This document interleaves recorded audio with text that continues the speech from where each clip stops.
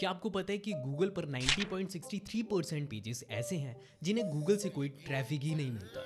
ये इसलिए होता है क्योंकि उन्होंने ऐसे टॉपिक्स कवर किए होते हैं जो लोग सर्च ही नहीं करते। अगर आप ऐसे कीवर्ड टारगेट करेंगे जो पॉपुलर नहीं है तो आपका कंटेंट किसी को मिलेगा ही नहीं। इसलिए कीवर्ड रिसर्च करना बहुत ज़रूरी है ताकि आप वही लिखें जो लोग एक्चुअली सर्च करते हैं। तो इस वीडियो में मैं आपको बताऊंगा कि अपने ब्लॉग के लिए कीवर्ड रिसर्च कैसे करनी है ताकि आपका कंटेंट ज़्यादा लोगों तक पहुंचे और आपका ब्लॉग सक्सेसफुल हो। सबसे पहले हमें सीड कीवर्ड्स ढूंढने हैं। सीड कीवर्ड्स वो बेसिक टर्म्स होती हैं जो आपके कंटेंट की फाउंडेशन बनाती हैं। जैसे अगर आप फिटनेस के बारे में ब्लॉग लिख रहे हैं तो वर्कआउट, एक्सरसाइज, वेट लॉस या वेट गेन आपके सीड कीवर्ड्स हो सकते हैं। ये वो कीवर्ड्स हैं जिनसे आपका कंटेंट स्टार्ट होगा। अब आपको गूगल पर जाना है और ये सीड कीवर्ड्स टाइप करने हैं और गूगल आपको बहुत सारे सजेशंस दे देगा। ये वो कीवर्ड्स हैं जो लोग सबसे ज्यादा सर्च करते हैं। आपको इन कीवर्ड्स को नोट कर लेना है और अलग अलग सीड कीवर्ड्स को ट्राई करके सभी रिलेटेड कीवर्ड्स की एक लिस्ट बना लेनी है।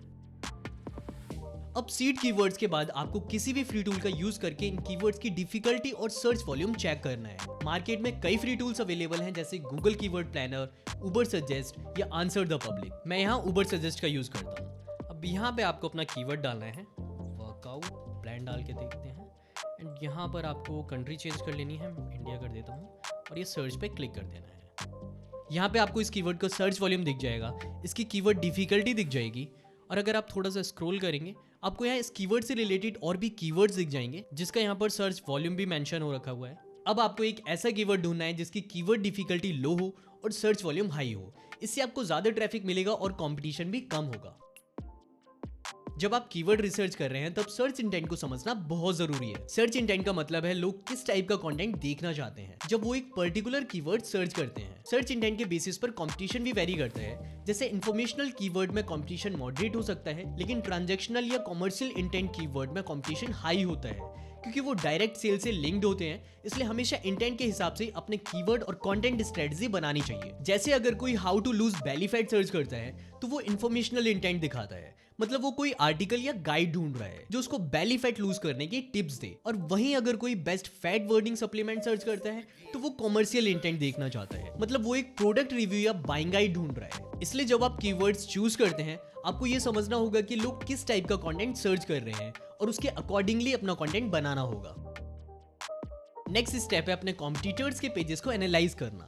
ये स्टेप आपको ये समझने में हेल्प करेगा कि आपको अपने कंटेंट को कैसे ऑप्टिमाइज करना है। इसके लिए आपको गूगल पर आ जाना है और यहाँ पर आपको अपना कीवर्ड टाइप करना है। मैं टाइप करता हूँ how to lose belly fat.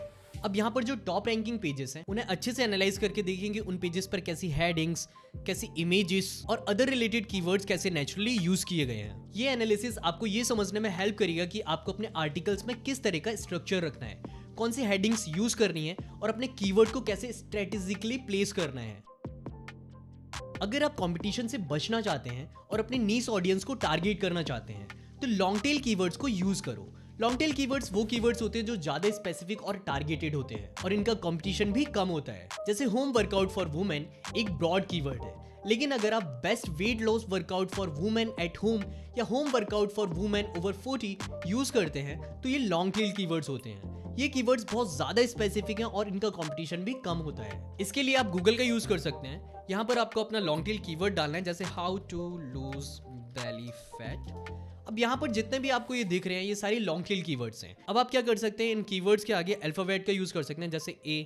अब यहाँ पर आपको अलग अलग कीवर्ड्स दिख जाएंगे, बी। अब यहाँ पे और भी अलग अलग कीवर्ड्स दिख जाएंगे।